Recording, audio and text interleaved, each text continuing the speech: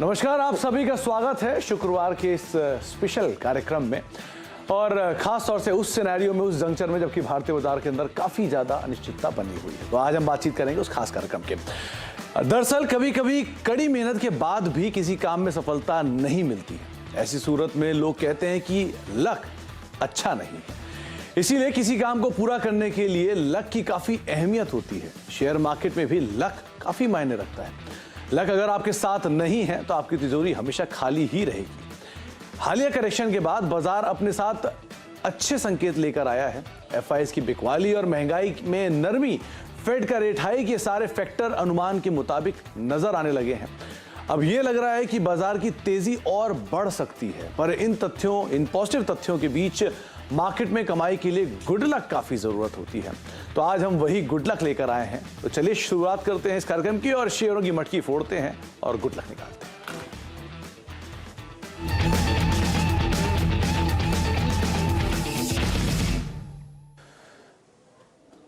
तो आज असल में दो मूवीज रिलीज हो रही हैं। पहली मूवी है एक विलन रिटर्न, जो पिछली मूवी थी एक विलन, उसका सीक्वल आज रिलीज हो रहा है। जॉन अब्राहम साहब हैं इस मूवी के अंदर, अर्जुन कपूर हैं, इसका दिशा पटनी है और एक जो पुरानी मूवी थी उसी के ही तर्ज पे इसको बनाया गया है। तो यहाँ पर एक स्ट्रॉन्ग एंटरटेनर, एक्शन एंटरटेनर की बातचीत हो रही है। और दूसरी मूवी जो रिलीज हो रही है वो है good luck Jerry.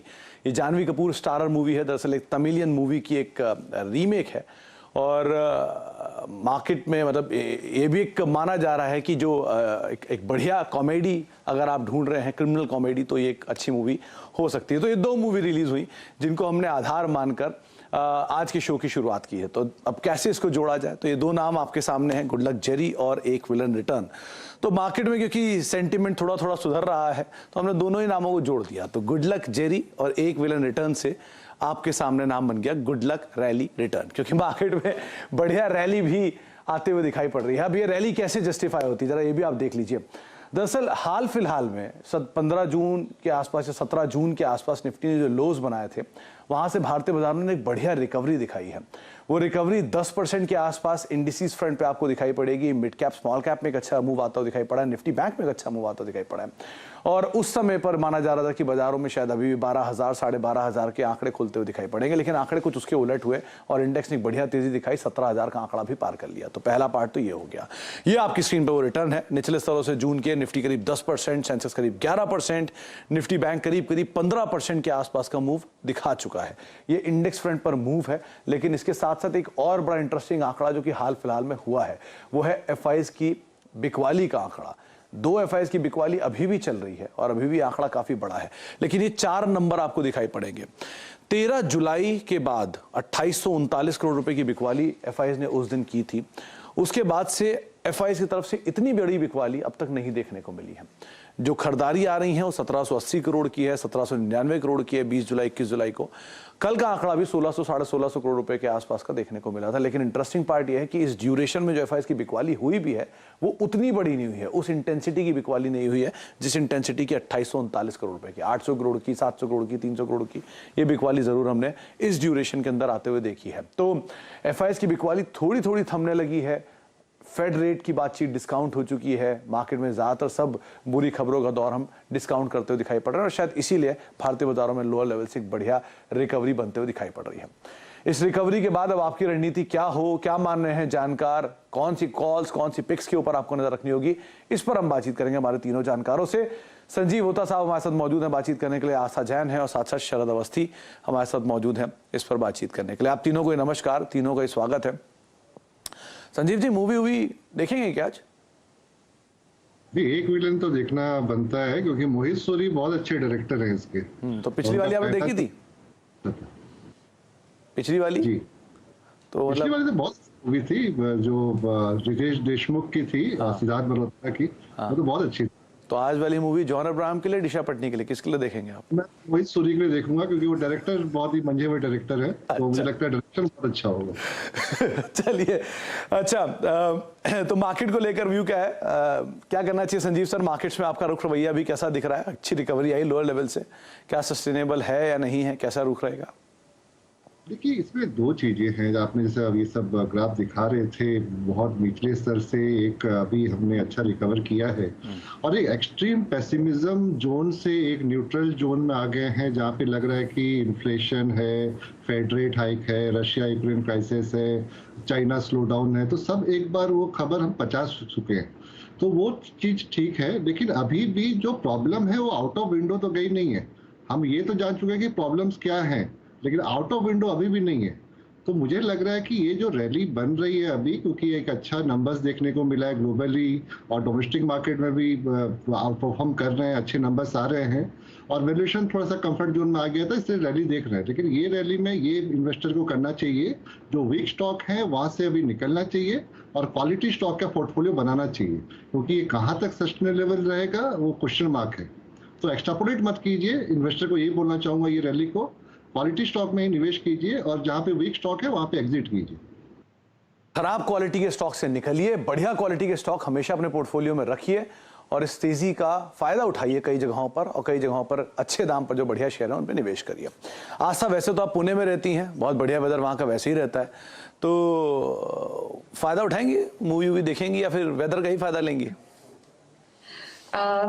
Good afternoon Sumit. देखिए, मेरे को वेदर का अगर फायदा उठाना है तो शॉपिंग बहुत ज्यादा पसंद है, तो definitely I would like to go for a shopping. और अब राखी भी आ रही है फेस्टिवल, सो प्लान्स तो वो है, लेकिन यस, मूवी देखना भी मेरा एक काफी बड़ा इंटरेस्ट है। अच्छा। तो डेफिनेटली अगर टाइम मिला तो I will go for movie. कौन सी देखेंगे दोनों में से? मैं तो जानवी कपूर की मूवी देखना चाहूंगी, क्योंकि वो कॉमेडी थ्रिलर है, so I would be more interested in that. चलिए, बहुत बढ़िया। अच्छा, आस्था, मार्केट को लेकर व्यू क्या है आपका? कैसे देख रहे हैं आप मार्केट को? कैसे, क्या रीड करना चाहिए हमें? देखिए, मार्केट्स की अगर बात करें सुमित, तो जिस तरह से लास्ट 3 हमने दिनों की जो निफ्टी की मूवमेंट देखी है, तो काफी गैप अप ओपनिंग्स हो रही थी। तो मुझे लगता है, क्योंकि थोड़ा मैं टेक्निकल भी ट्रैक करती हूँ, तो मुझे लगता है कि थोड़ा सा रेंज बाउंड रह सकता है अगले वीक मार्केट। तो उस पर एक नजर रखें, 16,600 17,400 के रेंज में घूमता हुआ नजर आएगा। दूसरी तरफ आरबीआई की मीटिंग भी है 3 से 5 अगस्त के बीच में, तो वहां पे भी कड़ी नजर रखनी चाहिए। और मुझे लगता है कि जिस तरह से अभी मार्केट ने इतने बड़े गैप्स के साथ यहाँ पे 3 दिन से लगातार जो दिखाई है उछाल, तो नेक्स्ट वीक थोड़ा सा एक रेंज बाउंड हो सकता है। तो थोड़ा सा मैं यहाँ पे संभल के काम करने की ही सलाह दूंगी, और डेफिनेटली फंडामेंटली स्ट्रॉन्ग स्टॉक्स में अगर निवेशित रहेंगे तो वो फिर भी रिटर्न देंगे, अगर मार्केट वॉलेटाइल रहा नेक्स्ट वीक तो भी, ऐसा मुझे लगता है। तो मार्केट वोलेटिलिटी रहेगी, रेंज बाउंड ट्रेड रहेगा, और ये बात सही है कि बड़े इवेंट्स अभी भी अवेटेड हैं, लेकिन हाँ, ऑब्वियस ही बात है, फंडामेंटली अच्छे स्टॉक के साथ आप रहते हैं तो वहां पर हमेशा एक रिस्क एपेटाइट थोड़ा सा लिमिटेड होता है। अब हम बातचीत करेंगे शरद सर से। शरद सर, पीवीआर आइनॉक्स लंबे समय से आप ट्रैक कर रहे हैं, सिर्फ ट्रैक ही कर रहे हैं, जाते भी हैं कभी? जाता बहुत कम। हाँ, मुझे उम्मीद भी थी आपसे, क्या बहुत कम ही बोलेंगे। अच्छा, मार्केट को कैसे देख रहे हैं आप? बाजार मुझे लगता है एक अच्छी रिकवरी नीचे से ले चुके हैं, तो हो सकता है थोड़ा सा ब्रीदर लें, बट क्वार्टरली रिजल्ट से हमारी उम्मीद है कि ज्यादातर क्वार्टरली रिजल्ट्स लास्ट ईयर के लो बेस की वजह से इस साल काफी बेटर रहेंगे। तो आपके जितने भी ब्रॉडर इंडाइसेस है वहां पे जो आपकी टीटीएम अर्निंग्स है उनको काफी डिसेंट बूस्ट मिलना चाहिए। सीमेंट को छोड़ के बाकी तमाम सेक्टर्स में ईयर ऑन ईयर नंबर्स काफी बेटर आने चाहिए। प्लस जैसा कि आप भी बता रहे थे, एफआईआई फ्लोज, करेंसी का जो ड्रैग था वो सब थोड़ा सा स्मूदन आउट हो जाना चाहिए आने वाले समय में। प्लस जो तेल का ओवरहैंग है, इन्फ्लेशन का ओवरहैंग है, वहां भी कमी आनी चाहिए, जिसकी वजह से रेट साइकिल में भी इंप्रूवमेंट आनी चाहिए। तो मुझे लगता है जितनी भी नेगेटिव चीजें थी वो लगभग पीक आउट कर गई, और यहाँ से ग्रेजुअली आप इंप्रूवमेंट की तरह ही देखेंगे। बट चूंकि बाजार ने थोड़ा प्रीएम्प्ट करके डिस्काउंट किया है, तो हो सकता है एकदम इमीडिएट टर्म में बहुत बड़ी और आपको अपमूव नहीं मिले, लेकिन थोड़े से करेक्शन के बाद फिर बाजार रिज्यूम करेंगे अपने स्ट्रॉन्ग अपट्रेंड को। थोड़ा बहुत रेंज बाउंड, लेकिन वापस जो अपट्रेंड है वो कंटिन्यू रहेगा ही। संजीव सर, अब शुरुआत करते हैं पिक्स की। तो आपने फंडामेंटल सबसे बेहतरीन शेयरों की बातचीत की, तो पहला नाम आपकी तरफ से? पहला नाम होगा लार्सन टोब्रो, एल&टी, क्योंकि ये जो कैपेक्स अपसाइकिल और इंफ्रा अपसाइकिल का एक बात कर रहे हैं, जो बोल रहे हैं कि 5-6 ट्रिलियन इकोनॉमी बन जाएगा अपना, तो एल&टी इस पे सबसे बड़ा बेनिफिशियरी रहेगा मुझे लगता है। Q1 नंबर बहुत अच्छे थे, ऑर्डर बुक्स 57% अप है, 7.6 ट्रिलियन के ऑर्डर बुक पोटेंशियल आ सकते हैं, जिससे कि वो कंपनी मैनेजमेंट बहुत कॉन्फिडेंट है कि बहुत सारे कन्वर्ट हो जाएंगे। वैल्यूएशन की बात करूं तो अभी भी मल्टी ईयर जो इसका एवरेज था वहां से नीचे चल रहे हैं, और कंपनीज ये भी तय कर रही है कि जो नॉन कोर एसेट हैं उनको भी बेच के बैलेंस शीट और मजबूत करे। तो मुझे लग रहा है बहुत सारे टेलविंड्स प्ले हो सकते हैं एलएनटी के लिए, तो यहाँ पे भी बाय करके चलना चाहिए, और 2250 का यहाँ पे टारगेट रहेगा मेरा। देश की सबसे बड़ी इंजीनियरिंग जाइंट 3.25 लाख करोड़ रुपए की ऑर्डर बुक, साथ ही साथ Mindtree, LNT Infotech, LNT finance holding, LNT tech जैसी सब्सिडरीज की पेरेंट कंपनी एलएनटी, जिसके ऊपर आप दांव लगा सकते हैं और एक बढ़िया अपसाइड स्टॉक में अभी भी खुल सकता है, ऐसा संजीव जी का मानना है। आस्था मैम, आपकी तरफ से पहली कॉल। मोल्टेक पैकेजिंग मुझे पसंद आता है। देखिए नंबर्स काफी सॉलिड पोस्ट किए हैं जो ये क्वार्टर के रिजल्ट्स है, क्योंकि लगभग 55% की ग्रोथ तो यहाँ पे रेवेन्यू में दिखाई है और 80% की ग्रोथ इन्होंने बॉटम लाइन में दिखाई है। एक और अच्छी चीज जो कंपनी के लिए मुझे लग रही है कि ये नई कैपेसिटी एडिशन कर रहे हैं, और अगर नए कैपेसिटीज आएंगे तो वो और ज्यादा यहाँ पे डिमांड को मीट करते हुए नजर आएंगे, क्योंकि ये जो नए प्लांट अपने ऐड कर रहे हैं लखनऊ के अंदर, ये नए प्लांट लगा रहे हैं, तो वो एक पॉजिटिव रहेगा। बल्कि जो एग्जिस्टिंग प्लांट्स है वहां पे भी कैपेसिटी बढ़ाई जा रही है दमन और मैसूर में, तो मुझे लगता है वो भी अच्छा है। और जिस तरह से हम सब जानते हैं Moldtek packaging basically containers, plastic containers बनाती है, पैकेजिंग कंटेनर्स, तो ये कॉस्मेटिक्स और फार्मास्यूटिकल इंडस्ट्री में काम में आता है, और कंपनी अब पूरा फोरे भी कर रही है फार्मास्यूटिकल बिजनेस में। और तो मुझे लगता है कि ये जो नए फोरेज हो रहे हैं ये भी काफी महत्वपूर्ण रहेंगे कंपनी के लिए। तो all in all Moldtek packaging पसंद आता है। मुझे लगता है 950-960 तक के टारगेट्स हमें देखने को मिल सकते हैं आने वाले कुछ महीनों में। तो एक medium term point of view से मोल्टेक पैकेजिंग में खरीदारी करने की सलाह है 950 से 960 के लक्ष्य के लिए। ये कॉस्मेटिक का आपने ज्यादा जिक्र किया, उसी समय आपने इसको ध्यान दिया क्या पहले? बेसिकली देखा जाए तो रिजल्ट्स बहुत सॉलिड आए थे, तो मेरी नजर रिजल्ट्स को देख के पड़ी, और उसके बाद बिजनेस मॉडल भी काफी सॉलिड लगा। In fact Q on Q basis पे भी नंबर्स काफी बेहतर थे, और खास तौर से राइजिंग इनपुट कॉस्ट सिनेरियो में इन्होंने नंबर्स अच्छे दिए, तो इस लिहाज से भी आप नजर रख सकते हैं मोल्टेक पैकेजिंग के ऊपर भी। शरद सर, आपकी तरफ से पहली कॉल। महानगर गैस, हमें लगता है अभी तक स्टॉक में कोई भी तरीके की रिकवरी दिखी नहीं है, क्योंकि गैस को लेकर जो अनसर्टेनिटी है अवेलेबिलिटी वगैरह को लेकर, उस वजह से स्टॉक काफी पिटा हुआ है। बट जैसा कि मैं पहले भी बोल रहा था, ग्रेजुअली ऑयल एंड गैस में जो प्रेशर है वो आने वाले समय में ईज होना चाहिए, लॉजिस्टिक प्रेशर भी ईज हो रहा है, और इसका फायदा आपको कंपनी में दिखना चाहिए। रायगढ़ वाले एक्सपेंशंस भी कंट्रीब्यूट करना चालू करेंगे। कंपनी पीएनजी में लगभग 12.5 लाख कस्टमर्स को केटर करती है, फुल कैपेसिटी पे 16 लाख कस्टमर्स को केटर कर सकती है, और ग्रेजुअली गेल की तरफ से जो नए सरकार के नियम भी आए हैं गैस पूलिंग और गैस एक्विजिशन के, उसका भी फायदा इनको आने वाले समय में मिलना चाहिए। और रायगढ़ वगैरह ये जो एडिशनल एरियाज में एक्सपेंशन कर रहे हैं उसका भी इनको फायदा मिलना चाहिए। तो हमारे अनुमान से अगले 2 साल में लगभग 20-22% की CAGR रहनी चाहिए। तो उस हिसाब से अगर FY24 के नंबर पे 12 का भी मल्टीपल पकड़ते हैं तो हमारे हिसाब से 1056 तक के लक्ष्य के लिए MGL एक काफी डिसेंट बेट है। इनफैक्ट ये पूरे गैस स्पेस में सबसे सस्ते वैल्यूएशन पे कामकाज करने वाली कंपनियों में से एक शुमार है, तो आप महानगर गैस में दांव लगा सकते हैं। शरद अवस्थी सर की तरफ से ये पिक आई है। संजीव सर, दूसरी कॉल आपकी तरफ से। जी, जो दूसरी कॉल है वो है M&M ऑटो स्पेस से है। कंपनी अभी जिस तरह से एग्रेशन दिखा रही है न्यू लॉन्चेस को लेकर, मार्केट शेयर का क्लियर गेन मिल रहा है उनको, और सारे जितने प्लान हैं कंपनी के लॉन्ग टर्म को लेके 25% kind of revenue growth by 2025, और उसके बाद ROE 18% पहुंचने का उनका जो इंटेंट है बाय 25, वो बहुत ही प्रॉमिसिंग इंटेंट लग रहा है। उनके सब्सिडरीज के लॉसेस अभी कम हो रहे हैं, और जो लिस्टेड एंटिटीज हैं वो भी अच्छा परफॉर्म कर रहे हैं। EV बिजनेस में अनलॉकिंग हो रहा है, तो उसका भी फायदा होगा कंपनी के ओवरऑल वैल्यूएशन को। और अगर इसका वैल्यूएशन की बात करें तो अभी भी ये बहुत ही रीजनेबल वैल्यूएशन पे है, और यहाँ पे री रेटिंग के लिए बहुत बड़ा रूम है। तो मुझे लग रहा है कि M&M यहाँ पे बाय करने की सलाह रहेगी। 1390 का इन्वेस्टमेंट टारगेट होगा। Mahindra two wheeler, passenger vehicle, commercial vehicle, heavy trucks, किसी भी कैटेगरी में अगर आप कोई कंपनी ढूंढ रहे हैं तो एक कंपनी जो सारी कैटेगरी में कैटर करती है वो है महिंद्रा एंड महिंद्रा। 1420 रुपए के टारगेट्स के लिए संजीव सर की तरफ से बेट लगाई गई है। आस्था मैम, आपकी तरफ से दूसरी कॉल। दूसरी कॉल ब्लू डार्ट एक्सप्रेस पे है। बेसिकली कंपनी ने यहाँ पे जिस तरह से मार्केट शेयर गेन किया हुआ है और एक तरह से तो लीडर है ये अपने मार्केट, स्पेशली जो एयर एक्सप्रेस सेगमेंट है वहां पे तो इनके पास 54% मार्केट है जो कि इनको लीडर बनाता है। दूसरी तरफ सरफेस एक्सप्रेस सेगमेंट में भी ये लगातार मार्केट गेन कर रहे हैं। तीसरी तरफ देखा जाए तो इन्होंने प्राइस हाइक्स लिए हैं, इनके वॉल्यूम्स बढ़ते जा रहे हैं। और एक जो बात मुझे काफी ज्यादा पसंद आई कि इस तरह से जहां ETF के प्राइस हाइक हुए फिर भी कंपनी अपनी ग्रॉस मार्जिन सस्टेन कर पाई 36% के आसपास। तो उसका मेन कारण ये कि इनकी खुद की एक इंटरनल हेजिंग मैकेनिज्म पॉलिसी है जिसके अंतर्गत ये लोग जो भी जो फ्यूल का सरचार्ज होता है उसमें ये पूरा एक मैकेनिज्म सेटअप करते हैं जिसमें जो भी ETF की प्राइसेस कम होती है या ज्यादा होती है उस मैकेनिज्म के तहत ये लोग कस्टमर्स को पास ऑन करते हैं। और आज के टाइम पे ये काफी इंपॉर्टेंट चीज है जो किसी भी तरह की जो लॉजिस्टिक्स कंपनी है उनके लिए महत्व रखती है। सो ओवरऑल मुझे ब्लू डार्ट एक्सप्रेस अभी भी पसंद आता है। ऑल्दो स्टॉक प्राइसेस काफी ज्यादा बढ़ चुके हैं बट मुझे लगता है थोड़ा अपसाइड अभी भी बाकी है। तो मैं यहाँ पे अभी भी खरीदारी करने की सलाह दूंगी। थोड़ा डिप आए तो खरीदारी करना ज्यादा बेहतर रहेगा। 9250 9270 तक के टारगेट्स के लिए ब्लू डार्ट एक्सप्रेस में खरीदारी करने की सलाह।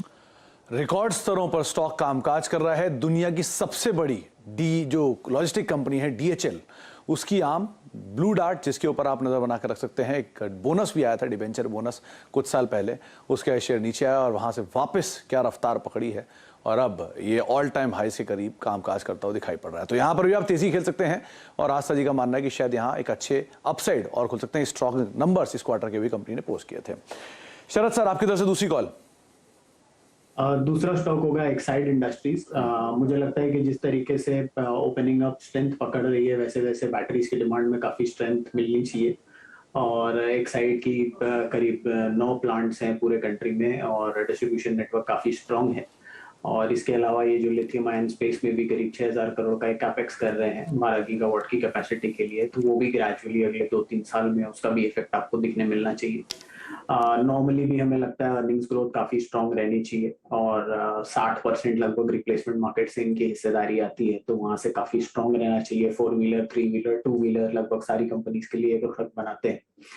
तो मुझे लगता है लॉकडाउन के बाद जैसे जैसे हम वापस सब नॉर्मलाइजेशन की तरफ जा रहे हैं तो बैटरी डिमांड काफी स्ट्रांग रिवाइवल देखने को मिलना चाहिए, जिसका असर एक्साइड में भी देखने मिलना चाहिए। मुझे लगता है अगले साल की अर्निंग्स लगभग 11 रुपए 11.5 रुपए के आसपास आएंगी, तो 20 का मल्टीपल कंपनी को आसानी से मिलना चाहिए। तो 220 के लक्ष्य के हिसाब से एक्साइड इंडस्ट्रीज एक बहुत बढ़िया बेट है। तो ऑटो एंसिलरी बैटरी स्पेस से एक्साइड इंडस्ट्रीज, जिसके ऊपर आप दांव लगा सकते हैं। शरद सर का मानना है कि 11 साढ़े 11 रुपए की EPS और करीब करीब 220 रुपए तक के टारगेट्स यहाँ पे खुलते हुए दिखाई पड़ सकते हैं, इसलिए आप इसके ऊपर नजर रखेंगे। 6 कॉल हमारे तीनों जानकार जो हैं वो अब तक दे चुके हैं। एक ब्रेक का वक्त हो गया, ब्रेक के बाद लौटते हैं और तीनों से एक कॉल लेने की कोशिश करते हैं। छोटे ब्रेक के बाद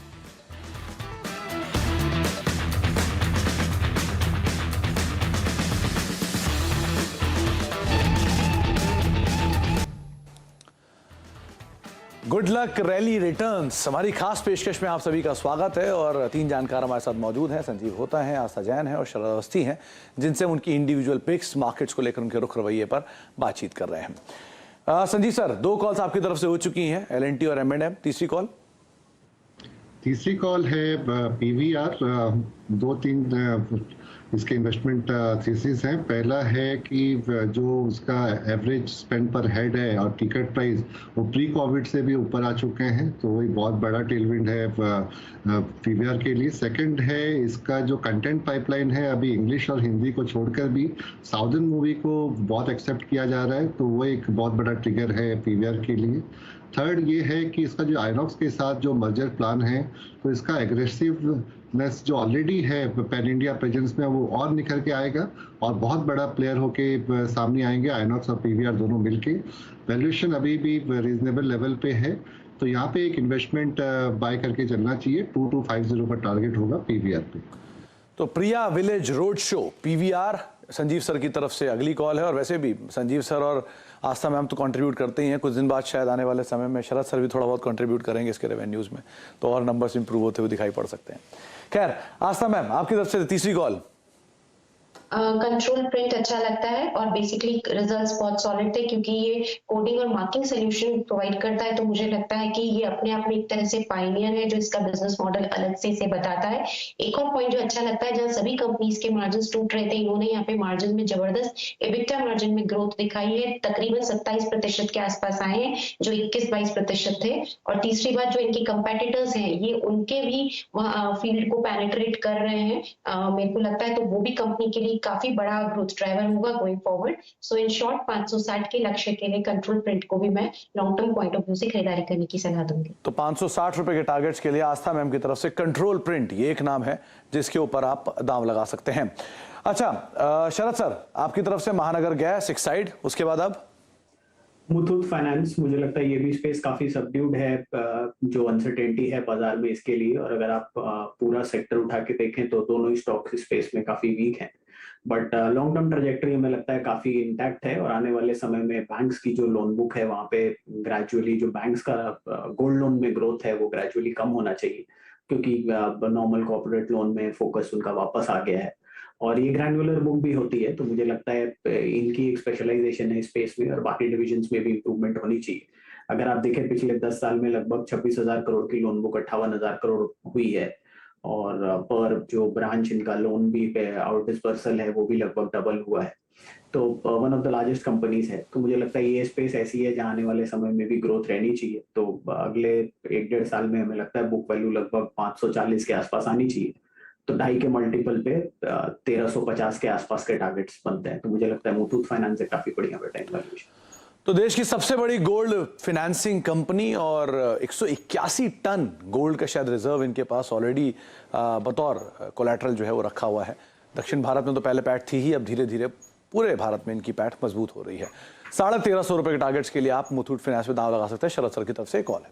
अच्छा, तीनों कॉल एक एक करके आपकी स्क्रीन पर आएंगे, आप उसको नोट कर सकते हैं कौन कौन से बढ़िया स्टॉक्स के अंदर आप बेट करेंगे। सबसे पहले शुरुआत करते हैं संजीव सर के जो 3 बेट्स हैं उनके साथ।